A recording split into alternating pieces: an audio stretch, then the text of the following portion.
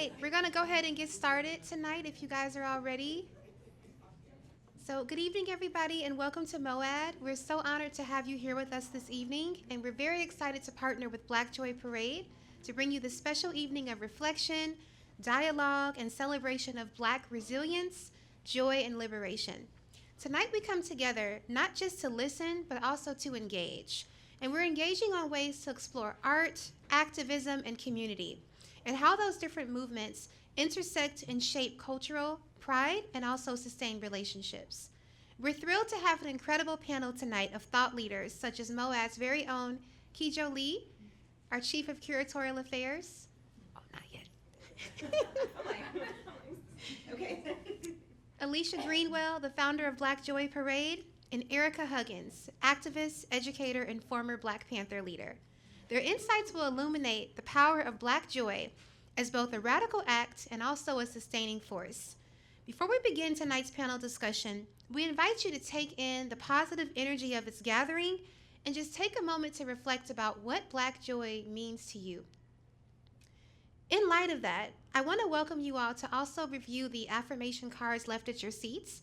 Each of these cards are meant to resemble a piece of Black joy, which is a part of our identity, how we think, how we move in the world, how we show up in our full authentic selves, and also as a friendly reminder about how we can exude that sense of joy and peace and liberation in our everyday lives, and even in the small moments.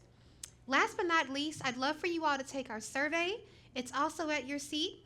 And in this survey, when we receive your feedback, it allows us to put together these engaging, immersive programs so we can continue to put together events like this that will engage our community, continue to bridge the gap between SF and Oakland, and of course, invite you to our warm and welcoming space here at MoAD to celebrate the joys of contemporary Black art and culture and community.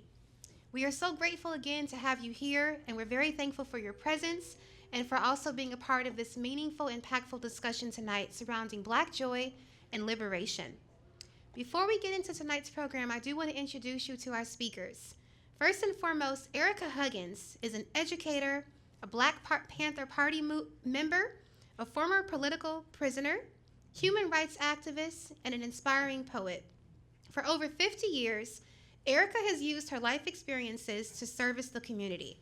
From 1973 to 1981, she was the director of the Black Panther Party's Oakland Community School.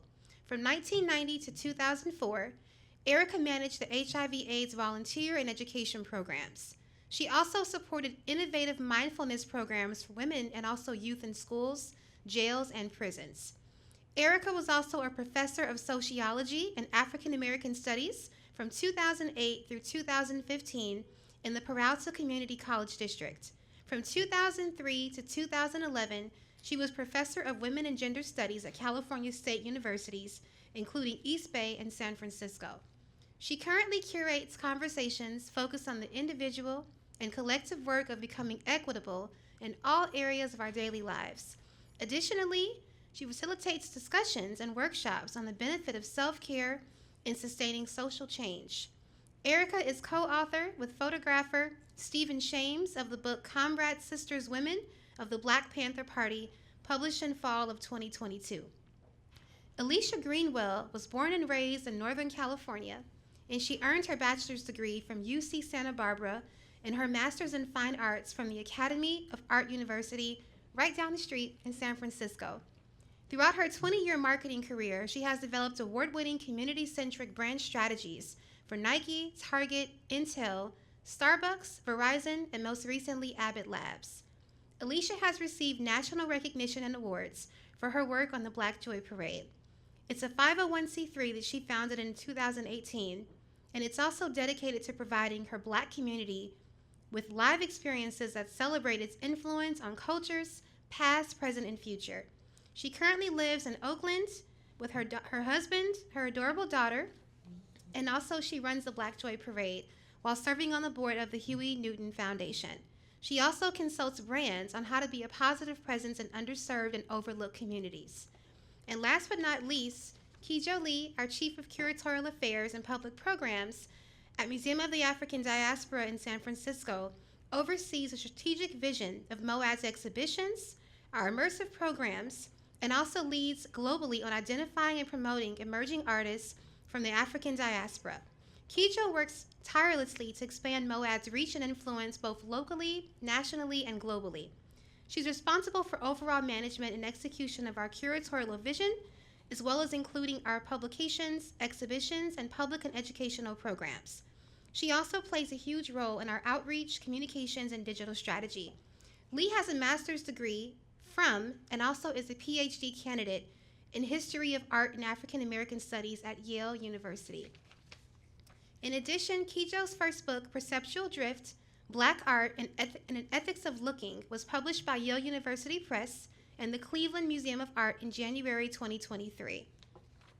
Without further ado, I present to you the panel discussion between MoAD and Black Joy Parade on finding liberation and joy in everyday moments, featuring Kijo Lee, Ericka Huggins, and Elisha Greenwell. Thank you so much.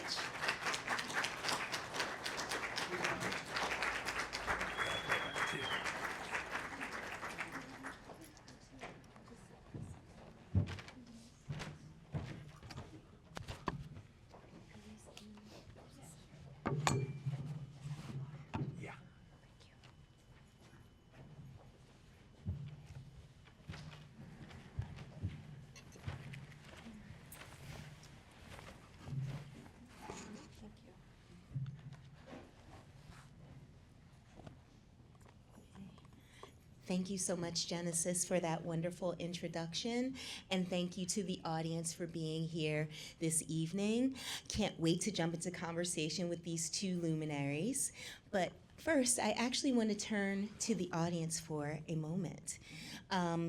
We have a question. So as we were coming together to discuss how we wanted to bring this talk together, we were also really interested in, when and or from whom did you first learn what it is to be joyful?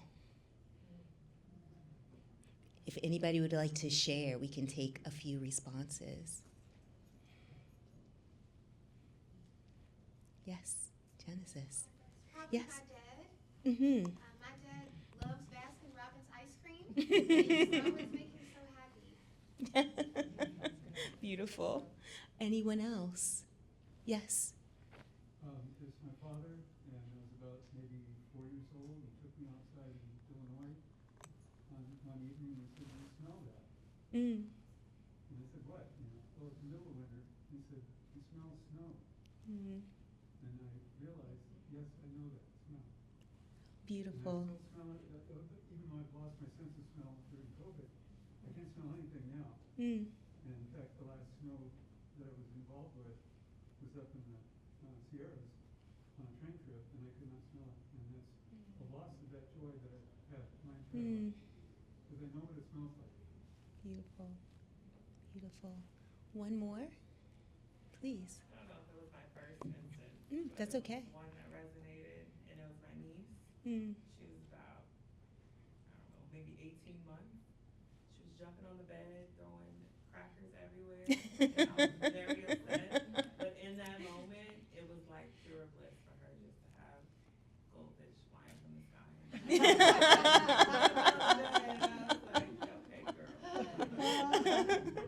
That's fantastic. That's fantastic. And I want to actually turn to Ericka, you and Elisha. When or from whom did you first learn to be joyful, or what that looks like or feels like?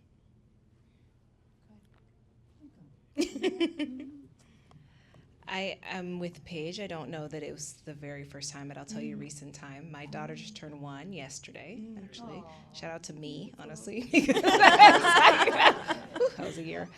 And she's learning to jump. And so she's like doing this body roll jump thing. She's like she doesn't get off the ground, but she's so happy about it. I'm like, you're not doing it, but you're so happy trying.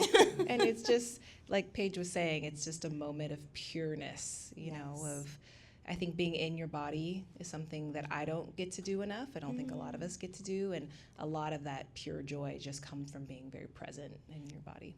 Yeah, and so yes, these senses, that taste of that Baskin Robbins ice cream, the smell of snow, that that sound and feel, right? The grittiness of that goldfish and the sound of them throwing up in the air. Please, Ericka. I remember I must have been 3 or 4. Maybe I was even 2. I don't know. I was little. And I was told later it was Thanksgiving, and things were being cooked in this tiny kitchen in my house with 4 of my aunts and my mother. They're all sisters, laughing. And their laughter made me stop crawling and listen, and I experienced so much joy. And I love to laugh. Really, I just remember that feeling of their laughter and their love. Love always brings me joy. That's beautiful, thank you. And I can't quite remember the first time for myself either, but to connect with everyone who was talking about little kids, and actually he'd probably kill me because he's a very grown man now, but my godson, we came home and he was sitting on the sofa just in his little skivvies with a big tin of cookies, rubbing them all over himself. Not eating them, just rubbing them. And when I asked, he said, "I like to do this." And I said, well, and that was exactly, it was like just this pure happiness at being alone with these cookies. So thank you so much for that. And I think, though, to really ground us in this conversation, we've been talking about radical Black joy. So I was hoping we might take a moment to think about how each of you might define radical Black joy, or what is radical about Black joy.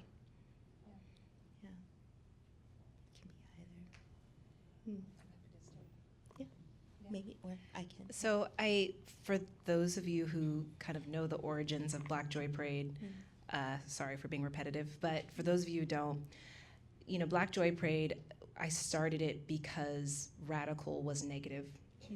Because all of the things that were happening in the community in mass, where we were gathering in big groups, were protests. And they were seen as negative because we were fighting against something. We were pushing up against, whether that's capitalism, racism, infrastructure, whatever it was, we were pushing against what was a negative impact on our community. And I thought it was radical at the time to, what if we had something that was not pushing up against something, that just was because it can be?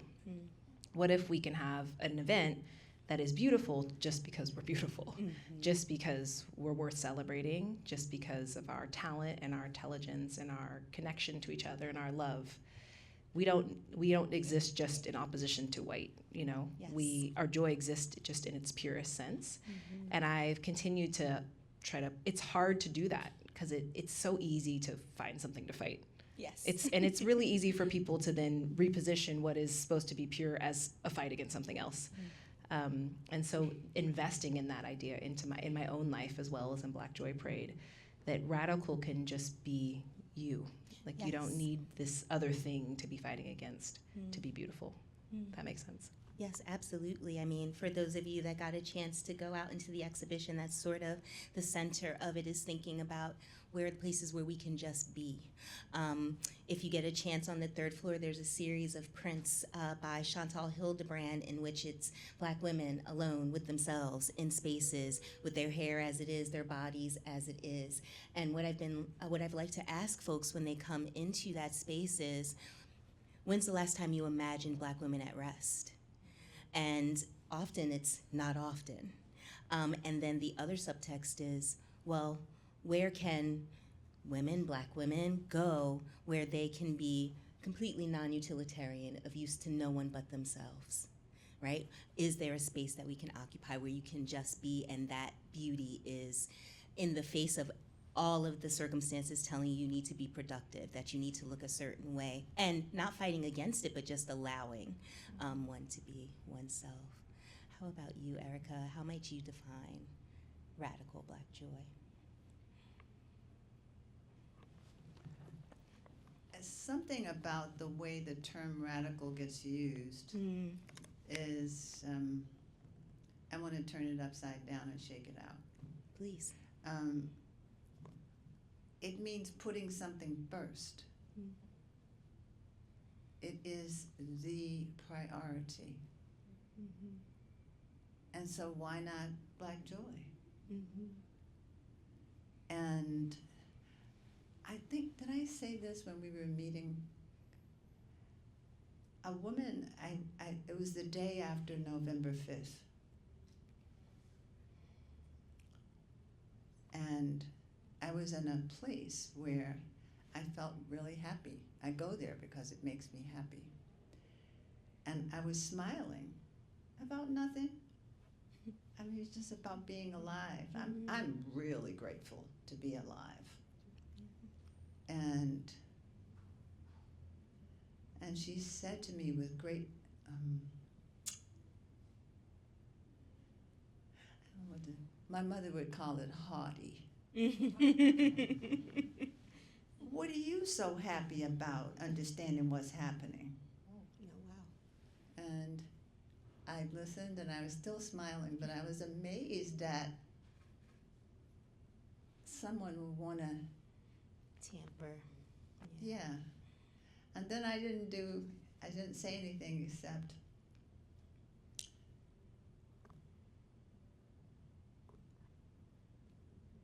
like I'm thinking about it now, I was thinking about it then. What do I say to this person? Or do I just walk away smiling? But I stayed and I said, because my joy is important to me and it is in me. It is my way of being. It belongs to all of us. And if I let whatever that is that's in your mind bring me down, then I'm giving it too much power. Just too much power. And she looked at me like I was from another planet. And she goes, oh. And then she smiled. So it took me a long time to recognize how to sit in my own joy. I didn't need to have a reason why. That's really beautiful. Thank you. Thank you both. So I'm thinking, Ericka, and particularly in your activism and in that moment in the 60s and 70s, I'm thinking about, were there ever any specific instances or actions during your work where you witnessed or participated in embodiments of joy as sort of an act of resistance? And maybe not even as resistance, but just embodiments of joy, because I want to go along and not necessarily place the blockade as the motive, right, for the joy, right? But just thinking about if there were some instances. There are many, many instances. When I was incarcerated, a friend of mine, Millie, we were like sisters. Though I never met her before she was arrested and was in the same place with me. And she was from Puerto Rico, and I'm from DC. And we started talking about hair, which is a conversation. It's hard for women not to have that conversation. And she talked about how her teachers would tell her to hold her hair back because she had all these big blossoming curls. And then there were other people in her family that say, straighten that stuff. And it went on like that. And she said, we need to love ourselves as we are. And growing up in DC, where there would be sometimes, when I was growing up in the 50s, there'd be a paper bag and a comb at the door to the churches. Some people know what I'm talking about. If you don't, you might want to look it up. I hated it. I hated everything about it. And I told Millie, and she said, Ericka, you know what we should do? We should see if the guards will ignore us if we have a salon where the white women get their hair all crimped up. wet braided, and then take the braids out, and they have waves. And where the black women get any hairstyle they want, and where Puerto Ricans can have the biggest hair they like. But we'll do it, and while we're doing it, we'll find lawyers for people. We'll help people to get their children back, because they were considered poor mothers if they were arrested. And so we started the Sister Love Collective. It was one of the most joyous things I've ever done. And there we were in this women's prison in the cold winter time. But this collective, the collective love among the women inspired us all and helped us all, even if we didn't get our children back or couldn't see our children, even if we had to be incarcerated longer than we thought. So that's an example that I wouldn't have experienced that if I wasn't there. It's joy with the specificity of place. And for you, Elisha, I'm thinking about how with both of you, joy is not, it is an experience, but also a practice. And so I was hoping you might talk a little bit about how in the creation, but also in the execution of the parade, how joy as a practice comes to play in that creation. I'm just in awe of you. So I'm beautiful. like, what am I talking about? What am I doing? Thank you for sharing. Yeah, no, it's really beautiful. It's definitely not the struggle of being incarcerated. I'll tell you that. If only because my team is amazing on Black Joy Parade. Some of them are here tonight. And I think oh yeah, you guys should stand up. They should stand up. They should stand up. Stand up, Lauren. Stand up, Maya. Stand up, Trey.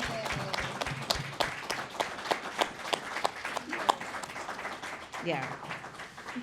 I think that if I was continuing to produce and curate Black Joy Parade for Oakland on my own, it would be hard to find the joy in it, because you get mirrored down in the tactics, the musts. Yes. But I think the team they bring the joy to it, and getting to collaborate with other creative minds.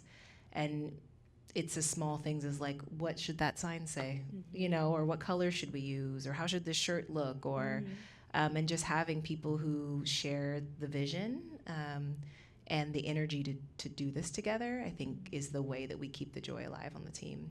Now, don't get me wrong, we definitely get frustrated with each other because we're 8 years in.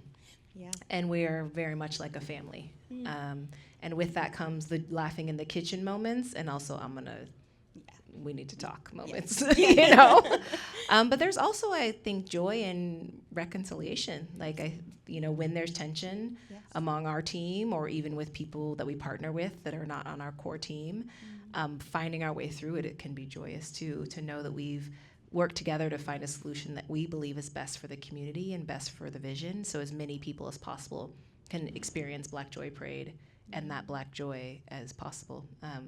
I find a lot of joy in that, and like problem solving together on behalf of our community. Absolutely. That's always a magical moment. Absolutely. I think sometimes we forget about that joy isn't always like this effervescent feeling when I'm knocking my head against a really complicated idea and I find a way to make it through, or I find a way to describe something. I mean, my team can tell you it takes me a long time to get from whatever. We have a section in our fall show that's like geocartographic. They're like, Kijo, no.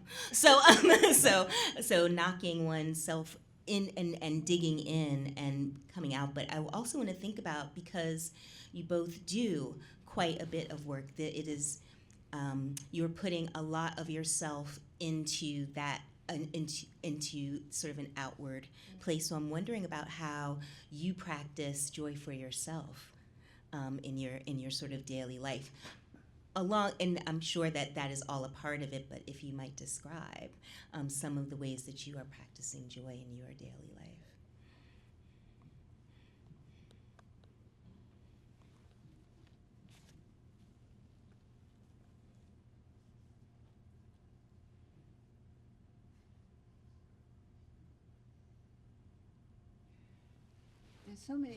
There's so many things I want to say, and I don't know where to start. But I think that I will tell you that I taught myself to meditate when I was incarcerated and separated from my daughter. You'll appreciate this. She was 5 months old. Oh, no, it's heartbreaking. And that was directly after her father was killed by the FBI. And I really didn't think that my heart could take it. I just thought, maybe I'll just fade away. I was sitting there in a cell, and I was in solitary for a while. So I noticed that there was something in me that was I've always known this. There's something in every human being, I believe. But I know myself. There's something in me that enjoys quiet. And one day while I was quiet, sitting alone in a cell, I remembered that one of my lawyers did a headstand before he went into any courtroom. You'd never know. He was dressed in his fancy suit with a big topaz ring and his hair all slicked back. But he, headstand. I said, Charlie, give me a book about yoga and meditation, because somehow I knew that they go together. But really what I wanted was to learn how to meditate. Why? Because the committee meeting in my head and the feeling of a shattered glass heart, I didn't want to go out like that. And he did get me a book. And because I didn't get a chance to go outside and walk or do things that humans can do ordinarily, I did the yoga stretches, which were great. But what I loved is what the book said: after you stretch your body, sit still a while and breathe. And I did. And I began to feel the quiet that was beyond any circumstance, all the noise in that wing of the prison, all of the sadness in the air and in myself began to dissipate. And the most important thing is when I did go to see my daughter each Saturday, only for an hour.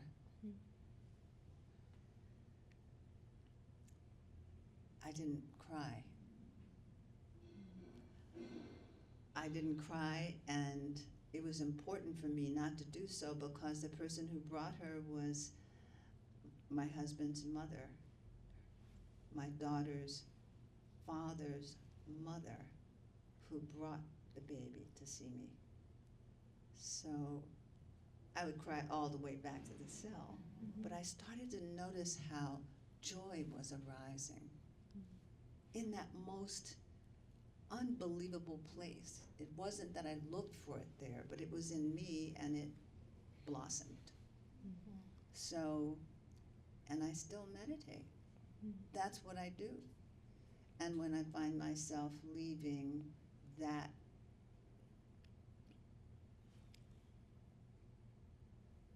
quiet, when something is pulling me out or my thoughts are pulling me out, whether it's internal or external, I get up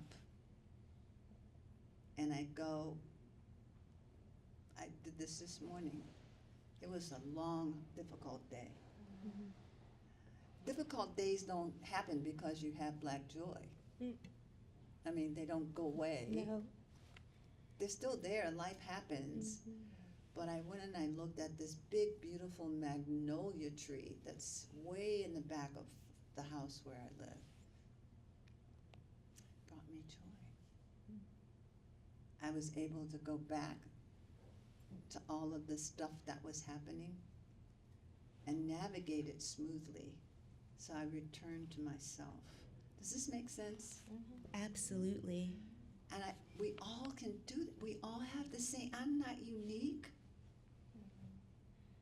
That it's there, it's untouched, really, by anything.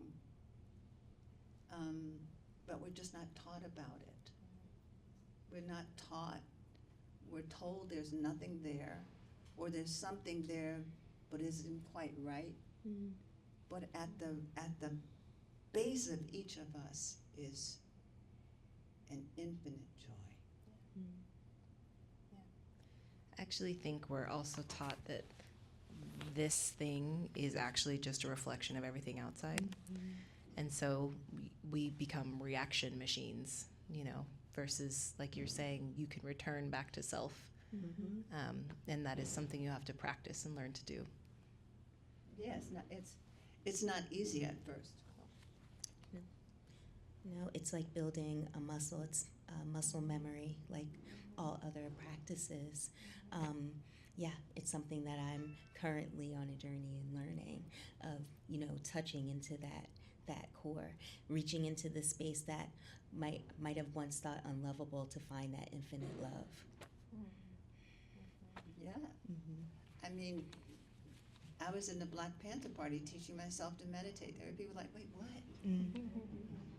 Because they had a concept of what freedom is. They had a concept of what an activist is.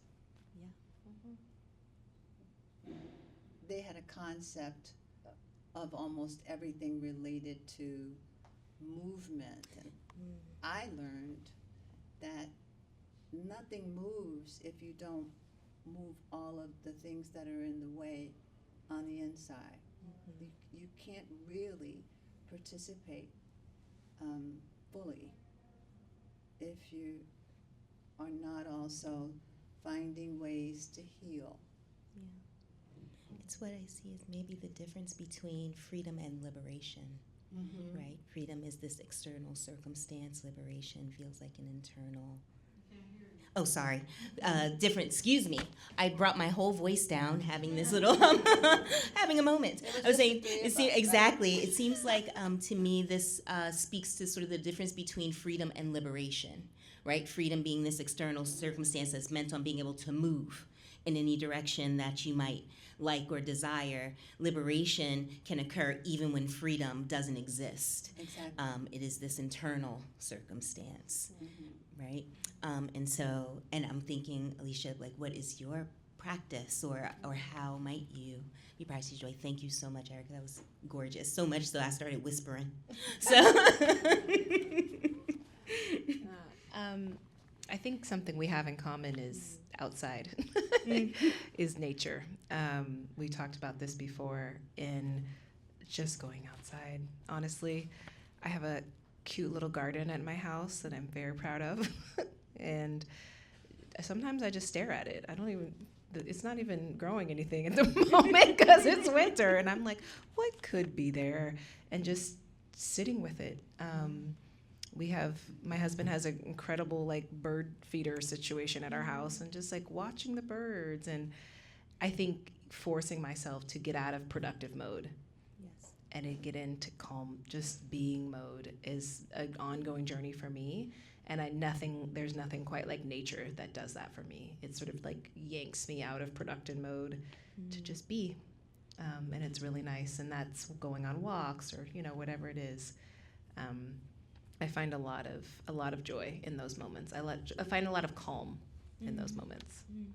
It's really beautiful. I think we might all three have that in common. I had a porch garden during the pandemic, and it was the patience of trying to watch each sprout grow. Growing things from seed is such a beautiful and strange and infuriating experience. I was like trying to grow cucumbers in the middle of Cleveland. It was a wild gesture. But I've never spelled anything more cucumber-like than cucumber leaves. And so it taught me just how to be patient and to sit with those And so I want to think about what would we tell, I keep thinking about very young people in this moment, in which things feel maybe a bit unmoored.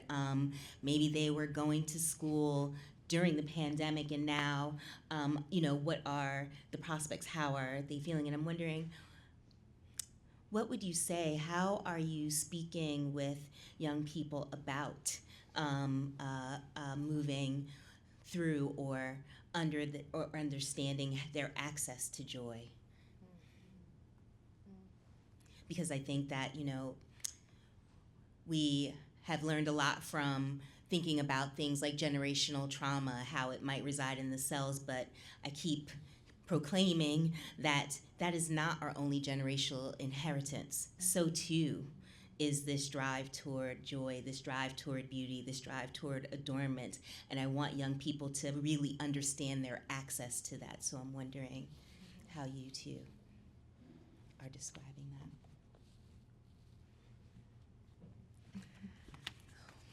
I don't know. I don't actually know that I have a good answer, because I feel like I've just come to find my joyful practice in the past few years, so I don't feel maybe qualified to be. I also, the young people that I'm, at least if they're not babies, they're in this weird transition where they've just come out of the purest joy you can have, which is childhood, which is naivety, right? And they're seeking acceptance, and they're seeking industry. They're seeking these things that I actually think pull them out of joy, have pulled me out of joy. And so I guess if I, a young person would have asked me, I would try to guide them back to purity. I'm like, you don't need all that. But at the same time, I think it's a privilege to say you don't need all that. I think that they're in a world where they're seeking that. They're needing it. They're thinking that that's how you succeed. They want to make money. They want to help their family. There's just so many kind of dreams that they have that are, I think, tied to, unfortunately, things that might pull that joy away. So I'm not answering the question on what I advise them, but I imagine how tricky it can be in this day and age with people in that transition. Yeah, absolutely. No, thank you. I mean, it's really important to think about that it isn't a simple go and meditate, right? Be joyful. So Why be can't you be joyful. joyful? Ericka, I'm thinking for you. Well, ask your question again, because it's Okay. really, it's a wonderful question. It really is a good question, because we're still here. So we need to know what we do for ourselves first. Absolutely. And, but your question, ask it again. Sure. I am thinking about how it is that we, if they don't already see it, help younger folks to understand their access to joy, their sort of constant and consistent access to joy, and what that might look like or feel like. I love that question, because one of my favorite things to do is when I get invited to go speak to university students. That's one thing, and I love doing that. But my favorite thing is 4th and 5th graders. Yeah. Because they're still young enough to be untouched by some things, though they live in this world. And they know what's going on, even if people try to protect them from it. And so I ask them how they're doing. How are you feeling? And that's where the conversation starts. I don't think that teachers are taught to ask children how they feel. I never was asked. But I might not be a good example of it, but it just, it was school. Yeah. And I was a butt in a desk. But there's one school that I'm thinking about where this is not so. It's in Oakland. And I'm going to speak to the 4th and 5th graders again soon. and different fourth and fifth graders. They're so alert and aware and in tune with themselves, whether they say it aloud or not. I know it's there. And I just say, how are you feeling? And their hands fly up. You know, the wildfires in LA scared me. I have friends in LA. It was scary. The United States is scary.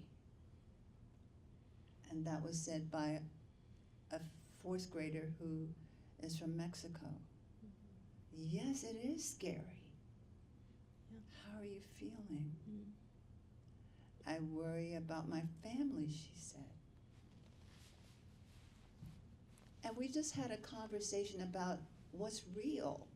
And then we were quiet together. This classroom, this particular school in this classroom, they have, they do something that, I don't know how to describe it, but they have periodic intentional interruptions so that they remember to breathe. Isn't that sweet? That's beautiful. That's really I wish I'd had that when I was in the fourth grade. Yeah. Or any grade, Any for that matter. But two black men run those classrooms. And I just love being there because those men are aware that they don't have to always be men. They don't posture. They're with the children. They're with themselves. So our conversations go everywhere. How am I feeling? I'm feeling like I'm a boy, but I feel like a girl. I'm a girl, but I feel like a boy. Anywhere they want to go. And it's not intended to have an outcome. It's just a conversation, and they trust me because I tell them my story first. Yeah. It's not advice. Giving advice, not a good idea. Yeah. Yes. Just speaking. Thank you for that. That was beautiful. I'm getting this sense of, an open-endedness, a sort of seeking, a curiosity in general, a spending time in nature, a slowing down. These seem to be some of the edicts, this going inward instead of ever outward, responding rather than being sort of reaction machines. These are sort of the things that I'm hearing pulsating through these questions, but I also don't want to monopolize. Is there a question that you each have for each other? Well, you reminded me of something else that's important to me. Please.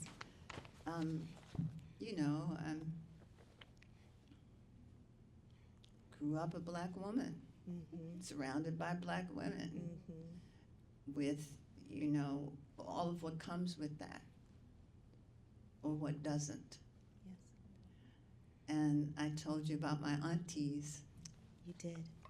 and they always called me Sugar, because my mother was from North Carolina, so that the culture that I had the great good fortune of feeling from them was of the earth. It wasn't fancy, though they could get fancy if they wanted to. But I guess what I'm trying to get at is that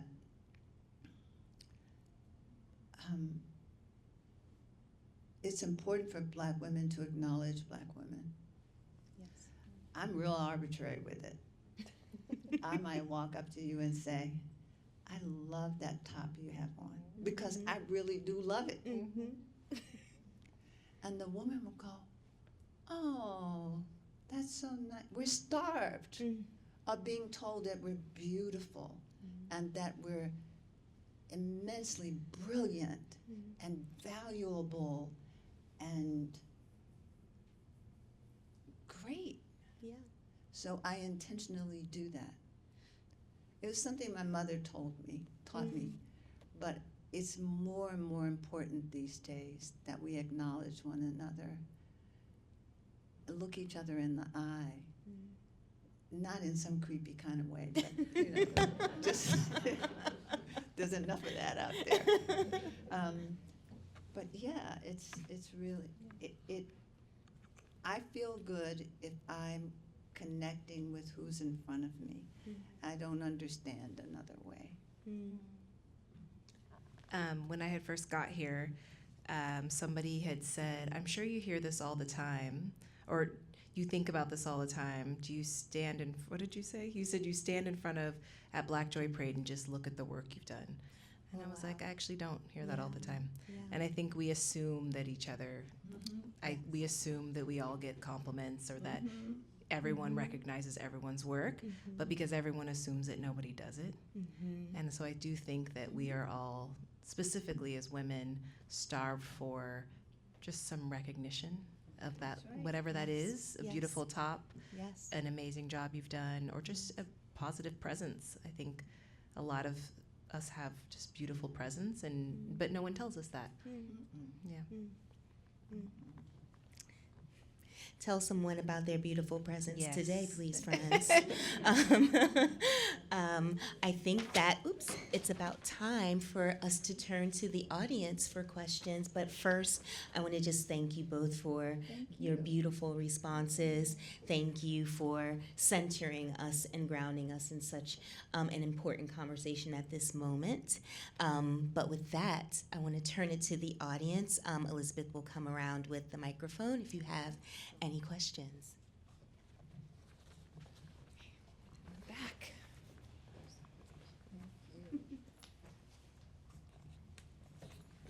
Hello.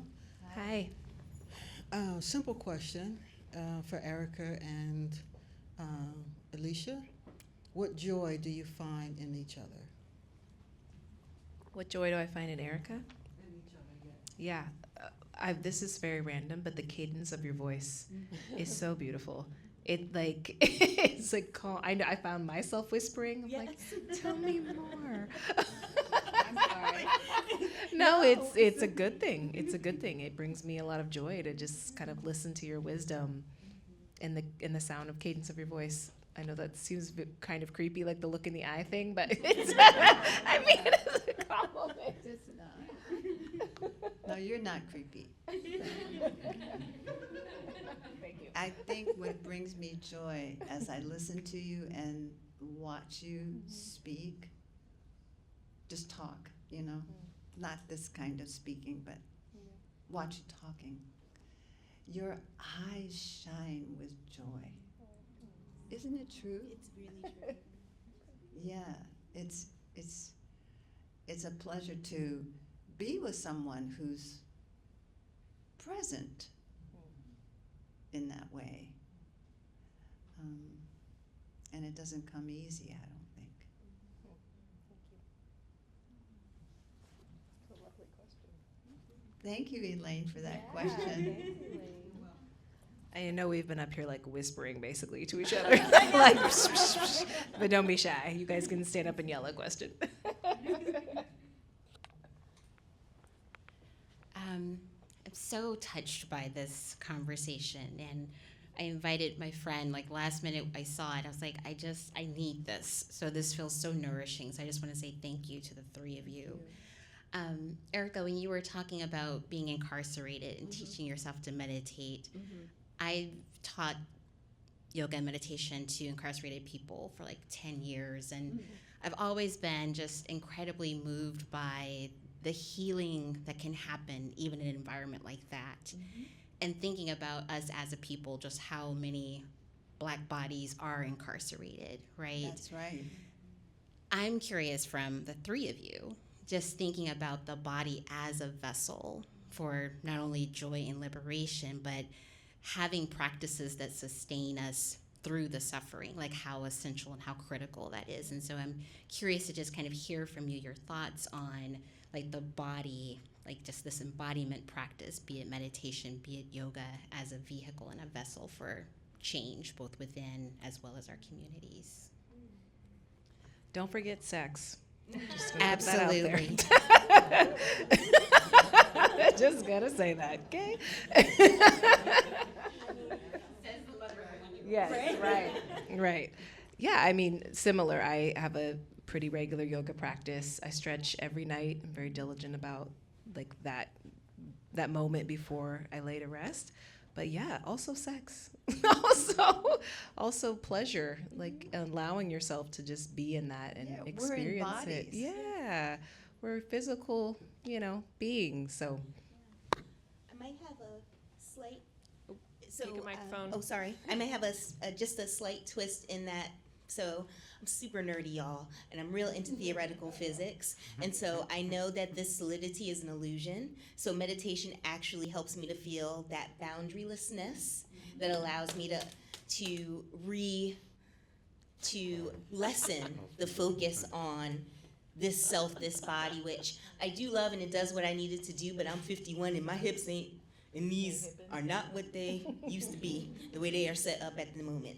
And so, but thinking a way about how to be ever expansive, right? So looking at this new clearest picture of Jupiter that just emerged that is so exquisite, or thinking about how we are one of 100 billion galaxies, and each of those galaxies, 100 million stars, and each of those stars each has at least one planet. It makes our daily momentary problems dissipate. So that's sort of the practice. So thinking a lot about science and doing a lot of meditating. Great.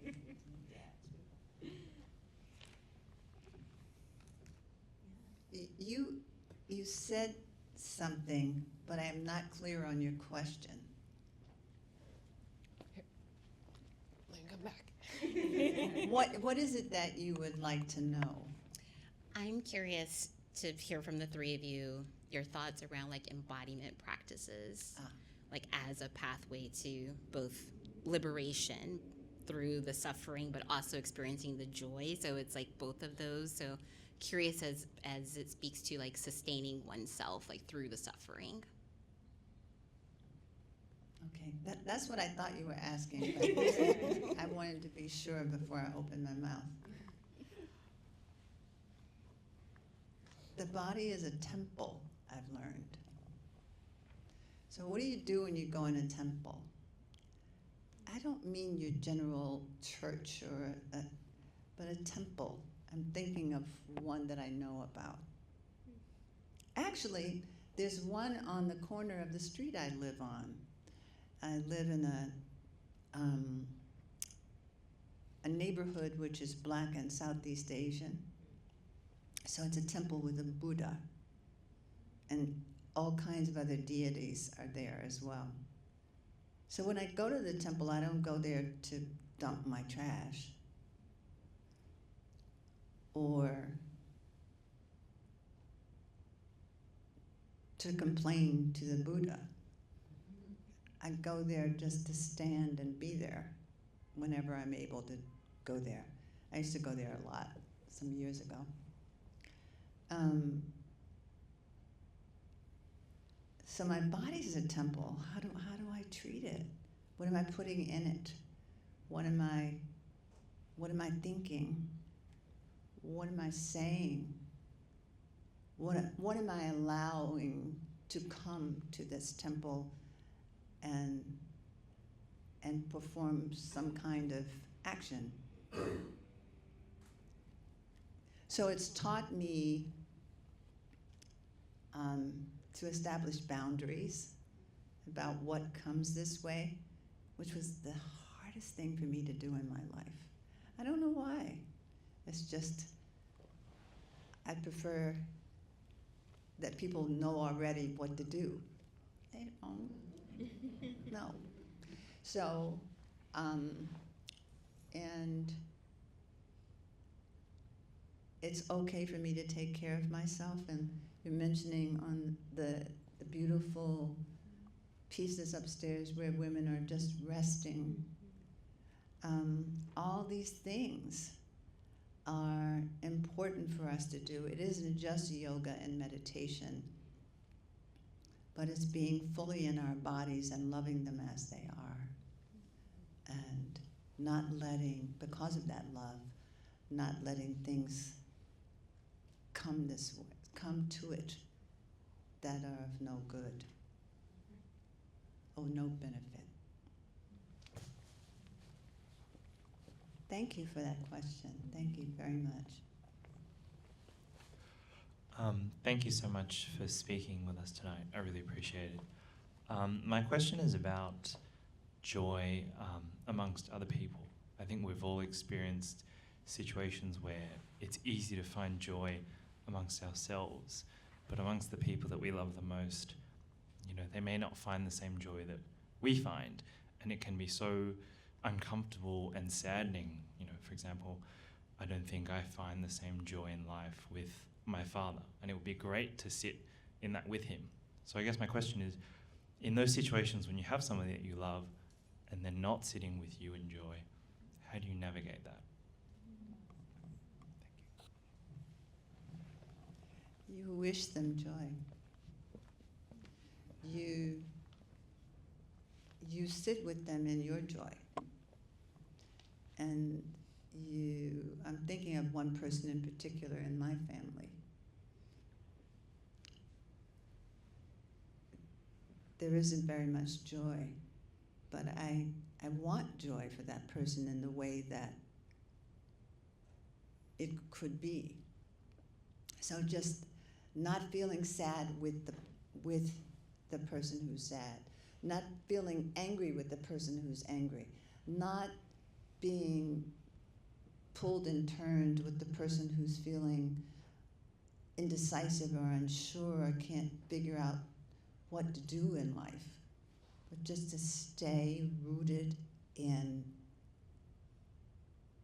not just joy, but and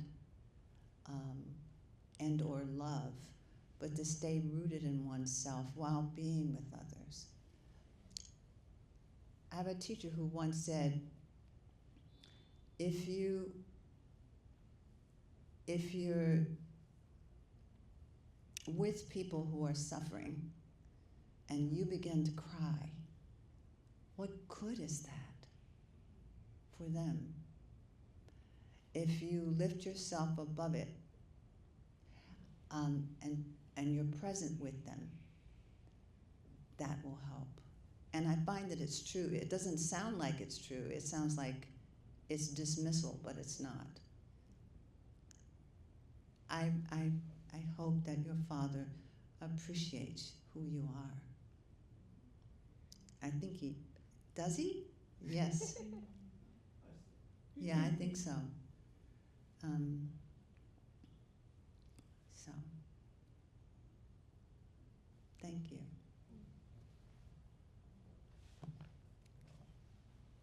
That's it? Okay. Well, I just want to say thank you all for being a part of this discussion tonight. This, for me, felt like a therapy session almost. It's just so much joy and inspiration and liberation and positivity, and I think this is exactly what we need in this moment for everything happening around us and all the different things that we are absorbing on a daily basis. So thank you to Elisha and Ericka and Kijo for this magnetic conversation tonight and for giving us all a sense of joy and hope and peace and liberation that we can bring back in our everyday moments. Thank you, Jenny. Thanks for having us.